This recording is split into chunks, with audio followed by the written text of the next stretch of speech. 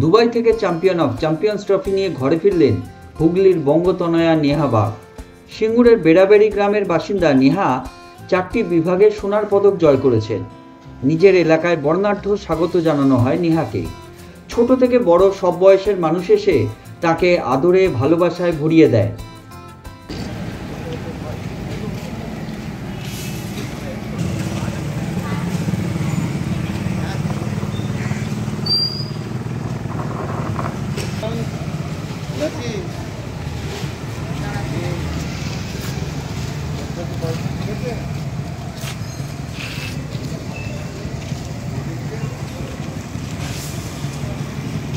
পড়া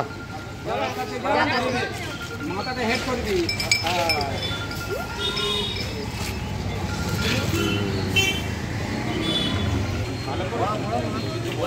এদিকে তাকাও ধর না।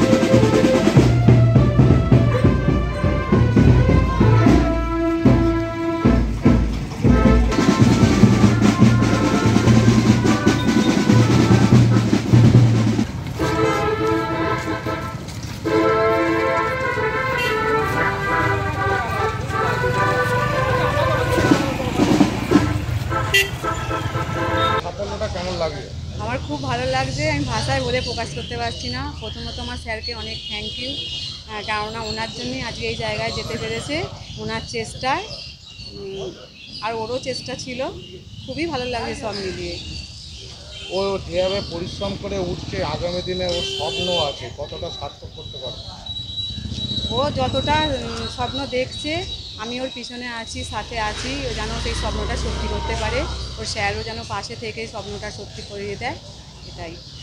যোগাসনের উপর যেভাবে আরও বেশি সরকারি উদ্যোগ দেখা যাচ্ছে, সেই অনুযায়ী কি সরকারি সাহায্য সেরকম কিছু পাওয়া যাচ্ছে? হ্যাঁ, আমি পেয়েছি।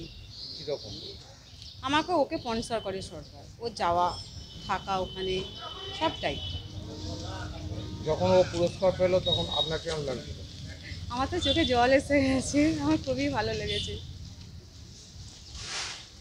আপনার নামটা বলে দেন। বিজলি বাগ। বিজলি বাগ। ট্রফি পেয়ে কেমন লাগছে বলো?